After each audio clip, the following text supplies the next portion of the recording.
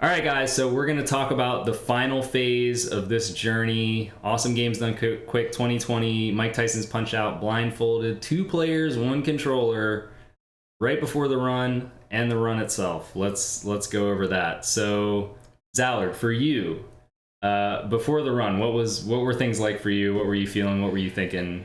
What was going on? Well, I mean, the D-pad is like really intense on execution. There's a lot of responsibility in this run. So, you know, I was very nervous. I was like kind of jumpy. Like I was just kind of trying to like exert energy to just kind of calm myself down in order to prepare for this run. Like I don't want to be like jittery or whatever, like operating the D-pad because, you know, Sinister's my teammate. We gotta be on top of this game right now, and it's you know, like I feel like it worked out for me. Like that's usually how I prepare for runs like this that I'm really stressed out about. Like usually it's stuff like Blindfolded and, you know, these like special condition type runs, but yeah. So Zallard was definitely having that adrenaline.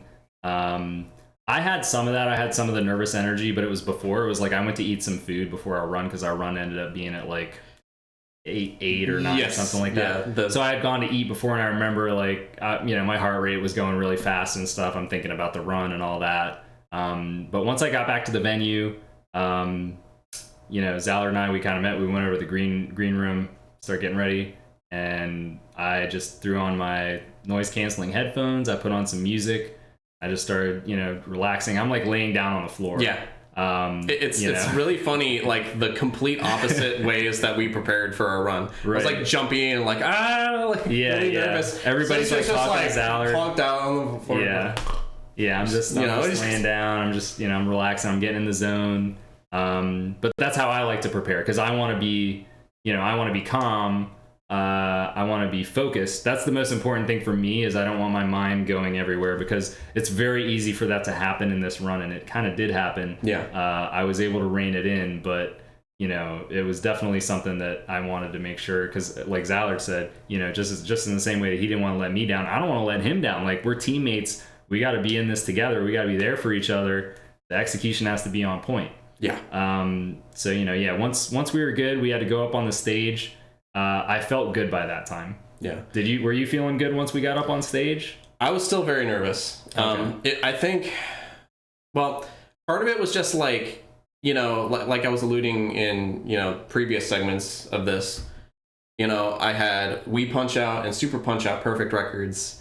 And part of me was like, you know, going into the event, like that's not happening for Mike Tyson's Punch-Out. Right. It's just not realistic. It was unlikely. But when, you know, our practice was coming together, like that possibility popped in my head again. Like, you know, it might be possible to make that full streak of like all 3 of the games in a row in subsequent GDQs with perfect records. Right. And I'm thinking like this would be the most ridiculous way to cap that off. And I'm like, you know, I'm trying not to let that get to me, like the nerves of that, you know, that huge kind of like personal self goal. Right. Just trying to focus on the task at hand. Yes. Yeah. So for me, I didn't have that same pressure. My pressure was more like, I haven't done this in a long time. You know, I haven't played a big run on the big stage with this big of a crowd. You know, it's something that you don't, it's not like riding a bike. Yeah. You kind of have to just get in there and do it. But ultimately, once we actually got up on stage, I felt good. I looked out at the crowd. We had a great couch and second couch. Like we had all our friends, you know, you see those friendly faces, like you just kind of feel more at ease. At least I did. Yes, I definitely. felt good. And then, you know, we sat down and I remember I kind of turned to Zallard and I'm like, look, man, you know, no matter what situation comes up, we can handle it. Like, because we were prepared, you know, we had prepared. And he was like, yeah, we're ready. So we both were kind of ready. And then they had us do a little practice so they could get the audio levels right. No. And we were having some problems on Von Kaiser, but I think it was more that you were like trying to take the fight seriously and I was just like messing around. But you were thinking that I was taking it seriously and just blowing it. Yeah. So he was just buffering like you know, 20, 50 punches in a row. Yeah. I'm like, I can't do anything. Just throwing punches. I can't save this. Yeah, no, it was a train wreck. So I think we actually lost to Von Kaiser there while they're doing the sound check. But you know, I mean, I didn't care. I was like, this doesn't count. This is this is not on stream. The only people who are gonna know about it are us, and now all of you. Yeah. But you know, it's really funny to look back on though. Yeah, you know, it's just like, funny to it was just like, you know, I reacted to it in such a serious way. I'm like, oh my god, like please don't have this be like the tone to set for our run right now. You know what I mean? Even though it like didn't matter at all. All right, so that was it, guys. We were ready to go. The blindfolds went on, and for me, once the blindfold goes on, it's like focus time, and I really like it because GDQ, if you've never been there in person, there's a lot going on. There's like this huge backstage area. There's all the people behind you. There's everything. And putting that blindfold on, it kind of almost like, you know, just desensitizes you to all that stuff that's going on around you. You're able to just focus on the sound, which is really great. Yes, true. So is it the same for you? Yeah, exactly the same. All right. Like I did calm down a little bit once I was blindfolded. Once the blindfold goes on. It was still like nerve-wracking, but I was thinking about it a bit. I know exactly when I knew we were going to 14-0. Oh, so, well, we're both going to have to share that information. Yes. So, all right, guys, this is it. So we are going to show you Awesome Games Done Quick 2020, blindfolded 2 players, 1 controller, me and Zallard1. This is our run. Here we go. Here we go. All right, friends, are you ready for something amazing? 2 legends, Sinister1 yeah, they're ready. Zallard1. The fighters are in their corners. Ready to go. Let's throw it up to the stage. We had a pretty big crowd too. It was nice. Yeah. This is on a Tuesday night for anybody that's not aware. So, you know, a lot of times in the marathon, people come later in the week. I love this stark difference right here where you're just like, yeah, you got your arm popped up, and I'm ready with the controller in my hand. Like, let's just do this. Let's play the game. Let's just do this and get it over with. Yeah, I'm like trying to get the crowd in it. And, yeah, so I think we did some intros, we do some shout outs, and you know, we want to of course recognize the people that we've already recognized here. Herblat and Mr. K for pioneering the 2-player 1 controller, Andrew G, who was the first person that did any kind of blindfolded incentive at GDQ, and we had our main man D Tyson on the couch. Yes, that was so cool that he was there. That was key. That's like such a significant run for him to be, you know, kind of a part of. Yeah, absolutely. So last but not least, so yeah, the original blindfolded master. So we're eventually gonna start the video game once I stop talking, but apparently that takes a very long time. So you guys will have to bear with me on this speech. Zallard's just nodding his head like, yes, can we play the game? Yeah, yep. I think so too. Okay, so we're gonna actually kick this thing off with Glass Joe, and he's pretty. We had also planned out when we were gonna have donations. So we had Breakdown and Clage on the commentary, which they've commentated our run back in 2016, our race. So we were very, confident they would be able to direct things as we wanted. Yeah, it's kind of cool, like how it worked out. Like some of the logistics weren't to our liking for 2016, but it feels like with this run, everything was perfect. It was like we had the past mistakes or whatever kind of worked out in this one because we had known better. Right. So I think one of the good things too is that by starting off on Glass Joe, we do, because you don't get a true sound check until you're in the first fight. Yeah. So once we were done with Glass Joe, I think I did call for them to increase the volume a little bit because I could still hear the commentators a little bit too much for my liking. Yeah. And I was like, pump it up a little bit. Yeah, it's kind of funny because, soon you're going to be saying something and be like, what? I can't hear you. Right. Because they had your volume down to nothing by comparison to the game. And I think they fixed that because by the time it was the Dawn 1 thing, I could hear you perfectly. Yeah. So that's something we haven't talked about, actually. There was a lot of spots that we would do communication with each other. It didn't come up a whole lot in this run, but in our practice, we had tons and tons of things where we would, we just had these kind of one-word communications that so we'd be able to get on the same page with what we were going to do. Yeah. And it didn't come up, so anyway, first fight with Glass Joe was standard. Von Kaiser, he didn't give us any trouble there in phase 1. Direction on the D-pad or to a different button. Let's see if he has anything else. Oh, he's gonna give us this. That's what it is. Yeah, it's the random star, and you're like, do 2 dodges. And in my head, I'm like, I already know to do 2 dodges. Right. I couldn't hear exactly what you said. That's what I was telling him. So the reason I was saying that is because Zallard and I had agreed beforehand that I would always shot call whatever we were gonna do, because there was a few times in practice where I didn't, and then it didn't go what we wanted to. So I was like, I'll just call it every time, even if it's overkill. It's better to just do it. Yeah. But thankfully, so he couldn't hear me there, but he knew to do the right thing anyway. Yeah. So it didn't matter. It didn't matter. And like we said before, Von Kaiser is not somebody that's going to be a threat, regardless. Even if he had hit us, yeah, we're not even worried, not even remotely. Not worried. This fight, maybe a bit. A little bit. This is the first fight where, like, I mean, we know we're still gonna beat him, but it's like things could go badly. Yeah, things could be pretty close. I mean, it wouldn't be that bad, because like if it did, become that close, then it would be kind of close, and people would really like that. But. Yeah. It's funny how this run worked out versus how it could have worked out, because I think it would have been entertaining if it was like a complete train wreck, but we just kept clutching it out, versus if we just completely dominate. Like, either one of those is fine. And there, Honda did something that he had never done before, which is he didn't throw his hook. No, he didn't throw his hook. We canceled an attack, and he looped back into eyebrows. And thankfully, somehow we didn't take any hits, which was key, because he got up on a 1 count. I knew I had the star, so I think I told Zallard, like, hey, I'm throwing it.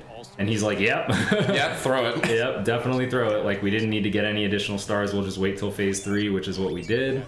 And then we just got to counter this. Yeah.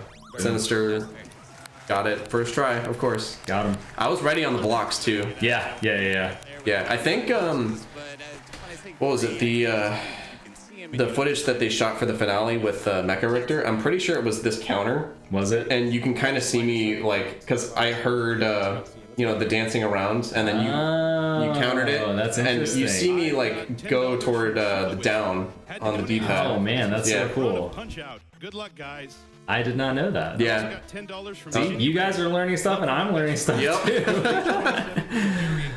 All right, so yeah, I mean, not much to say there. I mean, I think at this point, like, we're probably just, I mean.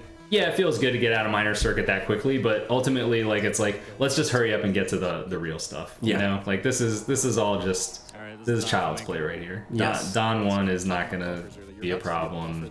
But I think by this time I was at least, like, I was feeling in the flow of the run. I don't know about you. Yeah, I mean, this banter kind of eased a little bit of the stress. Right. Because it was just kind of fun and silly. Right. Yeah. So we had decided on this beforehand that Zallard never gets to punch anybody, so we were going to do this little kind of back and forth and let him get in a star punch, which is very appropriate because he's the one that came up with the buffer strat to get this guy in the first place. True. So he should definitely get to knock him down.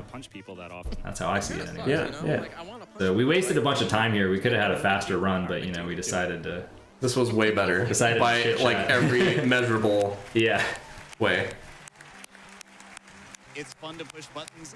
Yeah, I'd say between that and all the times that we took breaks, like in between the fights to talk about stuff, like our run's probably actually 20 or something seconds faster than what the time would be represented here. Yeah.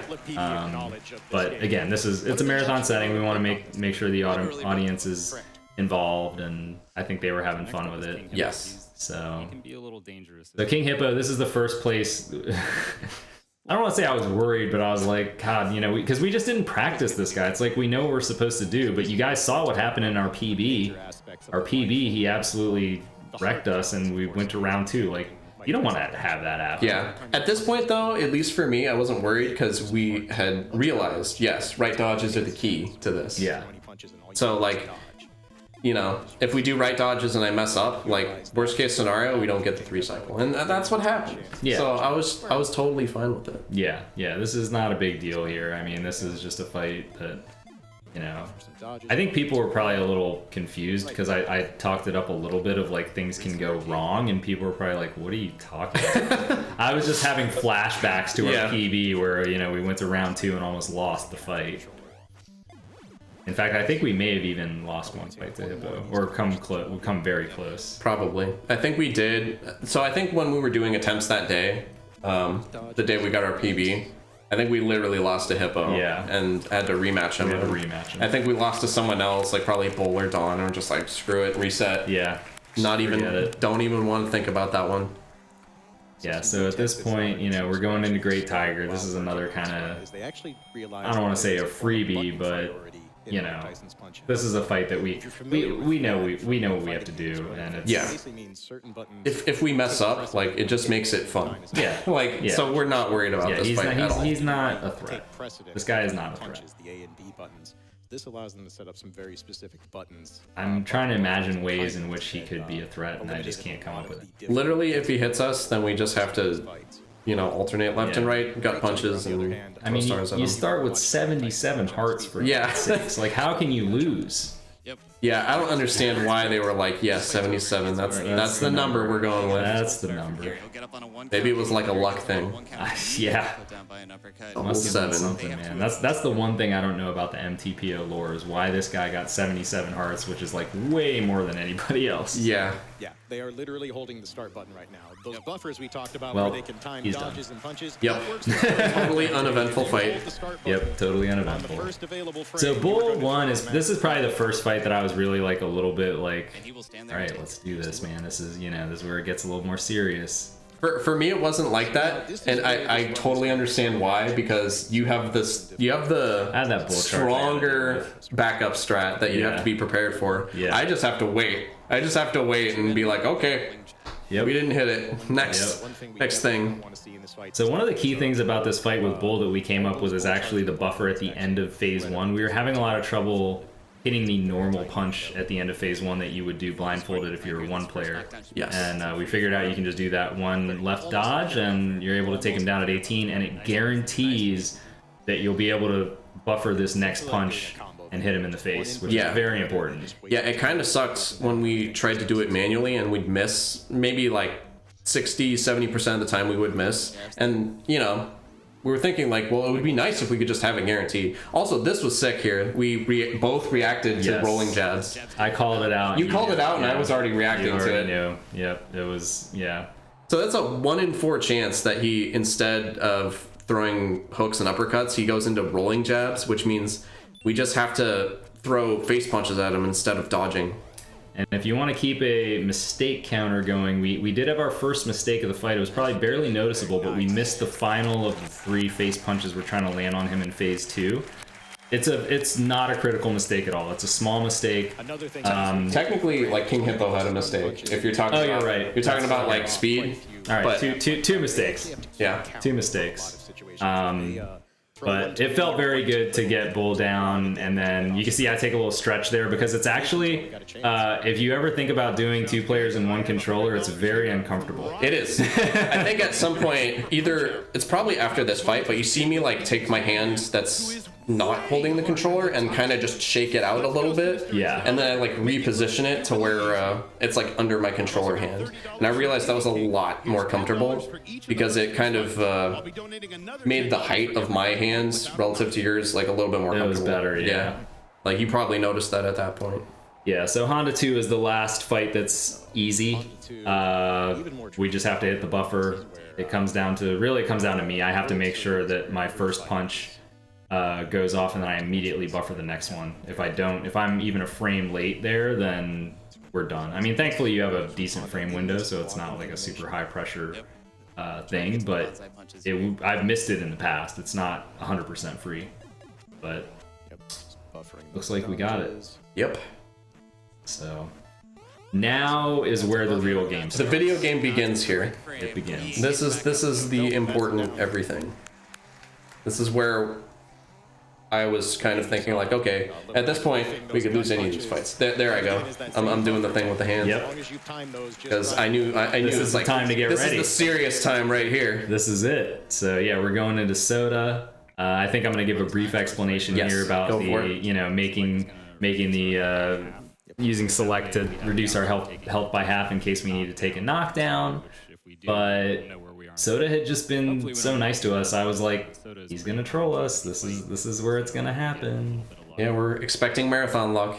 You know, me and Sinister have had plenty of marathon runs over the years, and we know about marathon luck by this point. Yeah. So, I mean, I was feeling pretty confident in this fight, though, honestly, because I felt like even if we did run into trouble, we always cooked him in round 1. Yeah. I mean, even when he threw hooks, like in our practice, I always reacted correctly and blocked and reset our dodge pattern. So. And he gave us a 20-second phase 1. What a guy. Cool dude. Just immediate uppercut. After a star, if you uppercut him, he just goes down. Decent delay there, yeah. This is... So that's not a perfect buffer for those of you that don't know. That dodging right, like, it'll dodge a lot of his patterns, but sometimes he'll hit you. Yeah. So far we've gotten lucky on the first 2, and it's like, once you get those first 2 knockdowns, it's pretty much over, because even if he knocks you down, you're going to get the 3rd knockdown for free. But what a cool fight that was, you know? Minute 4, just casual minute 4 on Soda, or is it 6? It's 6. Minute 6. Yeah. Casual minute 6 on Soda, no worries. Yeah. All right, so what were you thinking going into this? This is Bull 2. This is Bull 2. Your nightmare from this is the nightmare fight. AGDQ 16. So this is like significant to me in particular because if you saw the Wii Punch-Out Blindfolded run, my hardest fight was Title Defense Ball Bull, which has the same mechanic as this fight where like you need to knock him down with a Star Punch or something, you know, like a Bull Charge. Right. And, you know, that was an extremely close fight. But, you know, that sort of gave me, like, the confidence, like, maybe I can fix this mistake from 2016. And we had practiced backup strats upon backup strats. We had more backup strats for Ball Bull 2 than any other fighter, I would say. Yeah. Well, maybe Tyson, but we were deep in the Ball Bull 2 backup strats because we knew that things could go wrong. And, of course, he's immediately going to start trolling us with rolling jabs. We already knew that was coming. Yeah, I already knew. That was guaranteed. Like, we were both probably anticipating him doing rolling jabs there. I was ready for him. We just knew, like, because during practice, he had been giving us the best pattern every time, and we're like, dude, this is not real. This isn't going to happen. Not a real pattern. Yeah. Get ready for the other pattern. We had literally discussed, like, just be ready for the bad pattern. It's coming. And it sure enough did. But Zallard is on point with his dodges. So he had all... And then there's the 1 in 16 pattern at this point of 2 rolling jabs in a row. Yep, 2 times rolling jabs. That actually had never happened in practice, I don't think. At least not in, like, there's full the fights. 3rd mistake of the run. Oh, yeah. That was me because I didn't buffer immediately. Okay. But it doesn't matter because we get this sick bull charge counter in there. Yep, we get to counter the bull charge. People are always a fan of that. Yes. You can't go wrong with countering the bull charge. So it works out. Yeah, it works out just fine. And we know also, like, if we get the bull charge and that's the 2nd knockdown, we have, like, infinite time to beat him in round 1. So, so at this point, I was feeling pretty good. I'm like, even if we get knocked down here, we're still probably going to beat him in round 1. All right. So this was the moment. This was the moment for me where I knew 14-0 was on the table and realistic. I would agree with you because that was my problem fight. Right. And I got past it, and you know, I'm guessing. I was thinking about it. I'm not gonna lie, and I just every time when I thought about that, I would rein myself and I'd be like, next fight, okay, focus on Don 2. 1 input at a time. Well, I just kept telling myself 1 input at a time, 1 input at a time, because my mind kept wanting to go to, oh, this is gonna be 14-0. Oh my god, you know, like, just you have to calm down and rein it in. I kind of just thought it like, you know, it's on the table. I'm not thinking it's gonna happen. Right. But that's when it clicked from like impossible to okay. To possible. Let's continue and see where it goes. Well, this is my nightmare fight. So this is Don 2 is the one that he really gave me a lot of problems in AGDQ 2016. And getting the first knockdown is like critical. So once we hit this right here, I was like, oh, thank God.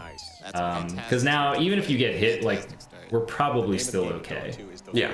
And so that was kind of a relief moment for me. It was just like, okay, good. This is not going to go completely off the rails. But then again, I had to pull it back. I had to be like, okay, stay focused, because those punches, a lot of this stuff's not buffered in this fight, which is what makes it a little trickier. Yeah. Like, there's some buffers, but there's some, it's like you have to do that timing. That's when I knew. So normally what happens there is Zallard does not hold up to throw that punch. And when he held up to throw that punch, because I knew it was a small thing, it's not something I wanted to be like bugging him about, of like, because I know it's optimal, but it's like, this is not worth bringing up.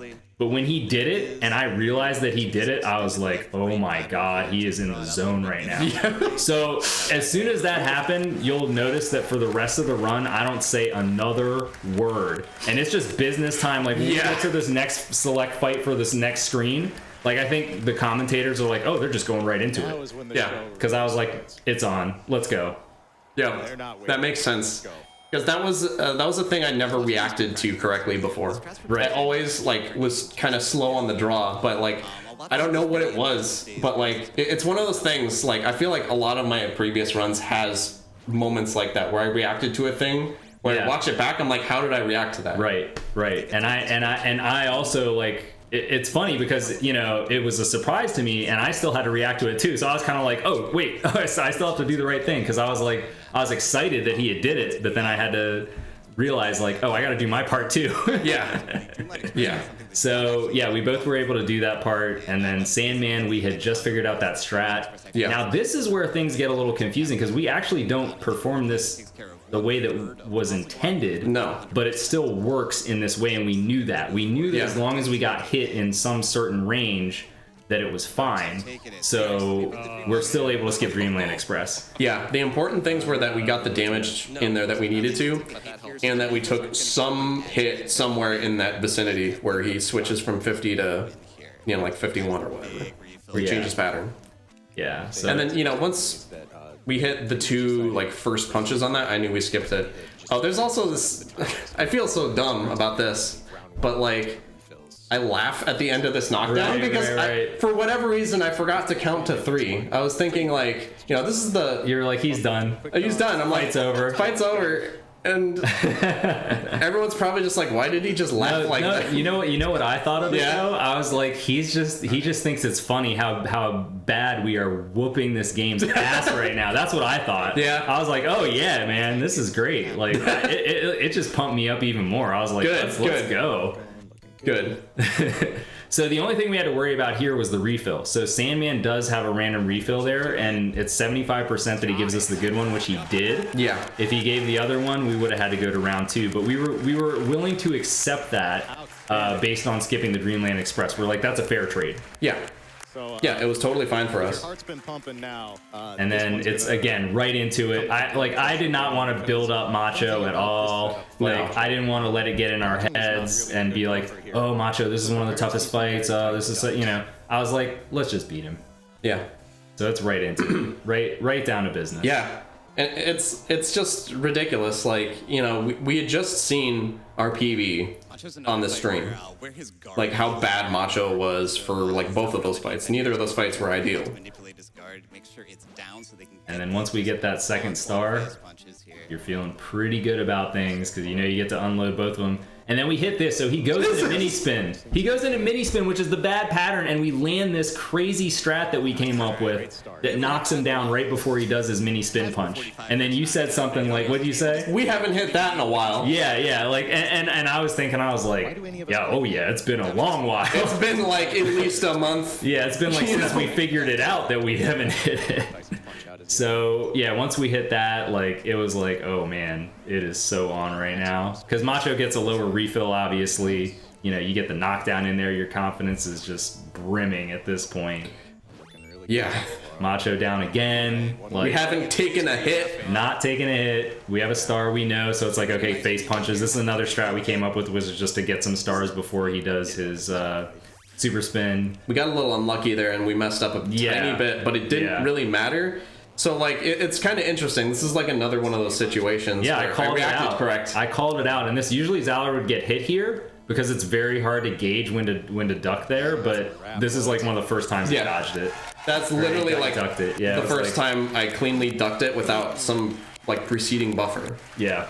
At that point, I was like 14-0 is happening. This is real. Like, yeah, this is gonna happen. So, but again, it's like, don't underestimate Tyson. Do not underestimate Tyson. And then this part is like, you have to have so much confidence in your teammate for this fight because either of us makes one single mistake at all, this whole thing comes apart and we have to go to round 3. Yes. Like we have to be perfect on every input.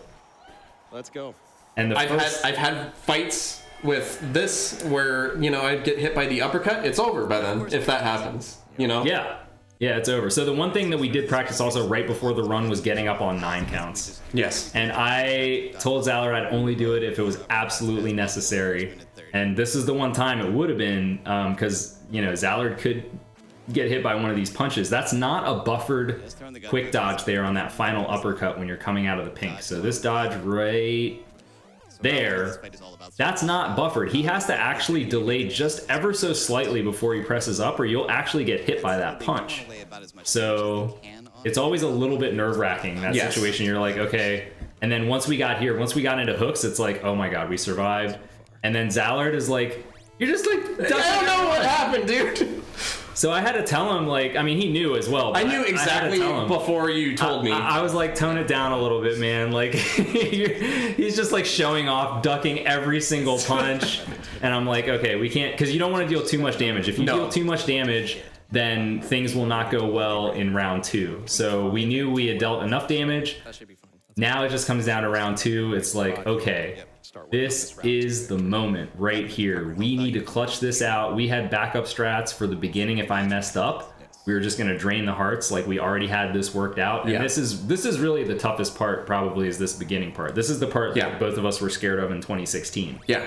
Is hitting these. Because you have to be pretty quick to react to hit these. He has, like, very slightly random delays, and they can actually mess you up if you, like, get yourself in a rhythm.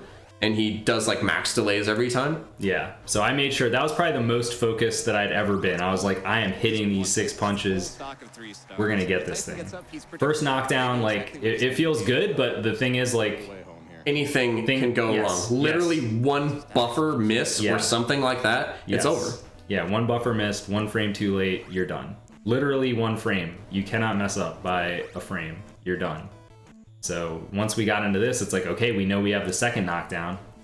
This is a good thing. Like, second knockdown's pretty much guaranteed there, even if he gets a big refill. So now it just comes down to, like, can we get this third knockdown? And I'm just thinking about what I have to do. I'm like, okay, I'm gonna do the buffer. I'm gonna burn 2 punches, dodge, punch, star. You know, and that's just like, you're just going through this in your mind and making sure you know exactly what you're about to do. There it is, and then it's like, from there, once we drain, it's over. It's over, man. I'd have to miss a quick dodge at this point, and it, you know. Hasta la vista, Mikey. Oh man, terminated. TKO, dude. That's it. TKO. That is it. So we got it. We beat Tyson 14-0. 14-0. Unbelievable. And you see, we're just looking out on the crowd. We're getting hugs. Like, the crowd is just going wild. Plage comes in, you know, gives us the put the hands up in the air victory. And then we were running really behind in AGDQ, so they were like, okay, you guys are done. Go. Go. So but yeah, we kept celebrating anyway. So that was it. That was 14-0, my man. 14-0, dude. Give it up, dude. Yes, 14-0. We did it. He got the clean sweep of all the games. I got the 14-0. Like, it worked out very, very well. And we have one more thing to show you. This is a shot actually from the crowd. Yes. Somebody took this. Lat Mackey, right there, actually, in chat. Oh, there he is. Yeah, there he is. Well, thank you so much, Lat Mackey. We're about to show your footage. So this is from Lat Mackey's perspective. He's watching this thing live in the room. Here we go.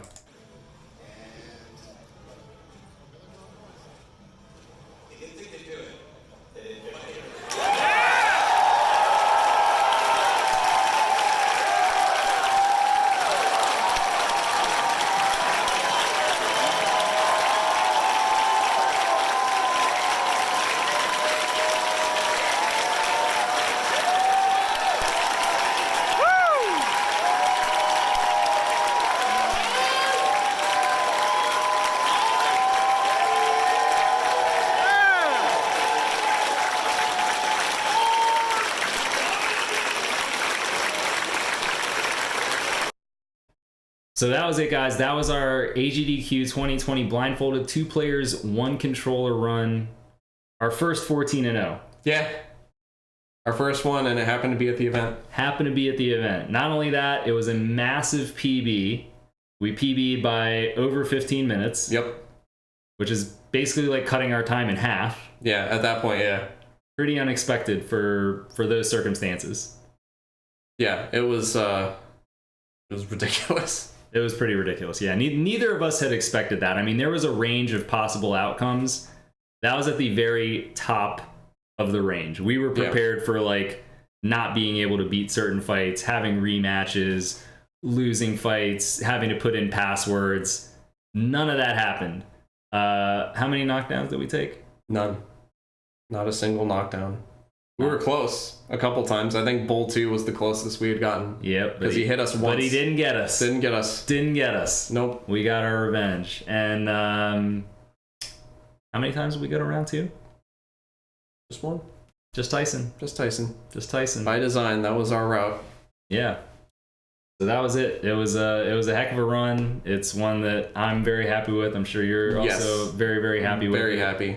23 minutes. It was better than both of our runs from AGDQ 2016. Right? Yeah. There's sort of like a poetic justice to it, where it's like separated, we didn't get a great time that we were happy with, but together with the teamwork, that's right, we got a much better time. Teamwork, guys. We trusted in each other, and I mean, I like the discussion about who was going to be on D-pad and buttons. I was like, I want Zallard on D-pad, man. I trust him on that D-pad. And you can see he came through. Yes. Very, very much so. I think I did all right on buttons, too. Yeah. I think I did okay. Yeah, I would say so. So that was it. So we're going to show you guys one more last thing. This is a piece of art that Carrie Fry made that is absolutely wonderful. She did this after our run. So check it out. Yeah, Carrie Fry is a talented artist. She's amazing. But this is easily my favorite piece. Totally not biased. Same and same. Yeah, definitely check out Carrie Fry. She does a lot of great art. She's done a lot of great art for GDQ over the years, but this one is super, super special. So that was it. That was our journey. Yeah, we did it, man. Yeah, it's what, several years in the making. Many years in the making. Most of this decade. Considering like all the separate like pieces, and like heck, we can go all the way back to like Andrew G trying it at Classic Games, for just Blindfolded. Yeah, because that's when that started. That started it, and it came all the way to this point where we were able to do what we did there, and it's just it's still kind of like surreal in some ways, but it was a great run. I'm glad we did it. I'm glad you suggested that we should give it a submission, and lo and behold, it got in, and the incentive got met right before the run, and the magic happened. Yes. So yeah, thanks for watching our recap, guys, and we'll see you next time. Later.